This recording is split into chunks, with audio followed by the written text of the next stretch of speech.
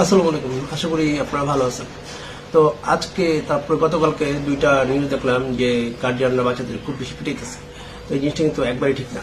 আমাদের বড়রা যেরকম দুষ্টমি করি, হ্যাঁ, বড়দের সাথে যেরকম কারেন্ট জিন থাকে বাচ্চাদের সাথেও কিন্তু থাকতে পারে। তো বাচ্চারা যখন দুষ্টমি করে, তো আপনারা তখন করবেন যে সূরা কাউসার পড়বেন, সূরা ইখলাস পড়বেন, সূরা ফালাক পড়বেন, সূরা নাস পড়বেন, এগুলো পড়ে বাচ্চাকে পূজা দিবেন। আর যেসব গার্জিয়ানরা মনে করেন যে হ্যাঁ, বাচ্চা আমার, সন্তান আমার, আমি যা ইচ্ছা করবো, তাদেরকে দরকার পিটায়া ফ্যানের মধ্যে লটকায়া দেওয়া। কারণ আপনারা জানেন না যে বাচ্চাগুলো যখন আপনারা যে টর্চার করেন, এগুলো বাচ্চাদের কি ধরনের ইম্প্যাক্ট পড়ে।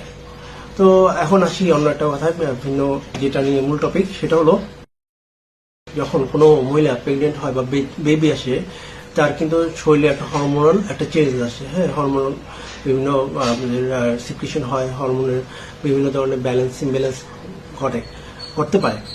শরীরে যে থাইরয়েডের যে পরিমাণটা থাকে আমাদের শরীরে, সেটাকে নির্ণয় করার যে পরীক্ষাটা নাম সেটা হলো সেরাম টিএসএইচ। আমাদের দেশে মারা যখন বেবি যখন ভূমিষ্ঠ করে, বেবি ভূমিষ্ঠ করার 3 থেকে 4 মাস পরে এই সেরাম টিএসএইচ পরীক্ষাটা করা কিন্তু জরুরি।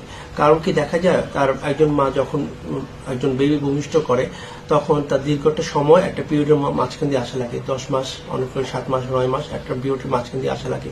এরপরে যখন একটা বেবি ভূমিষ্ঠ করলো, তারপরেও কিন্তু তার শরীরে অনেক ধরনের যেই ব্যালেন্সগুলো থাকে, বিভিন্ন ধরনের কেমিক্যাল ব্যালেন্সগুলো থাকে, এগুলোর ভারসাম্য না থাকতে পারে। তো এই ভারসাম্যটা আছে কি নাই, সেটার জন্য আপনারা সেরাম টিএসএইচ পরীক্ষাটা একবার করে নেবেন।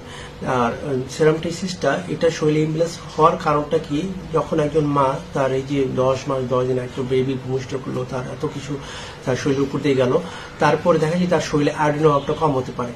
এই থাইরয়েডের যে ব্যাপারটা, থাইরয়েডের গ্ল্যান্ড যেটা আমাদের এইখানে থাকে, হ্যাঁ, থাইরয়েড গ্ল্যান্ড, হাইপোথ্যালামাস পোর্শন যখন দেখে যে শরীরে যে থাইরয়েডের যে প্রয়োজনীয় যে থাইরয়েড হরমোন সেটা শরীরে সিক্রেট করতে পারতেছে না পিটুইটারি গ্ল্যান্ড, তখন হাইপোথ্যালামাসটা করে যে থাইরয়েডটপিক রিলিজিং হরমোনটা সিক্রেট করে।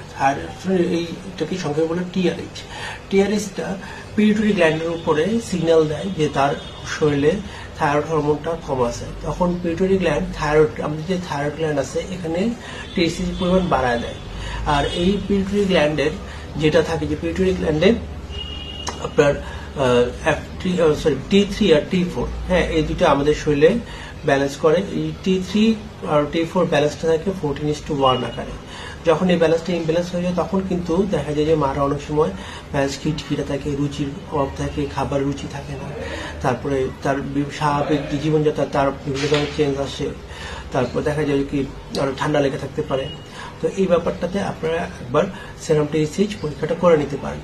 তাহলে আপনি ধরেন যদি হ্যাঁ তার সমস্যা নাই, তাহলে খুব ভালো। আর যদি সমস্যা থাকে, তাহলে আপনি ধরতে পারবেন যে হ্যাঁ, ওনার থাইরয়েডের সমস্যা আছে। তো আশা করি থাইরয়েড টিএসএইচ বা থাইরয়েডের পরীক্ষাটা কেন করবেন একটু আমি বুঝতে পারছি আপনাদেরকে।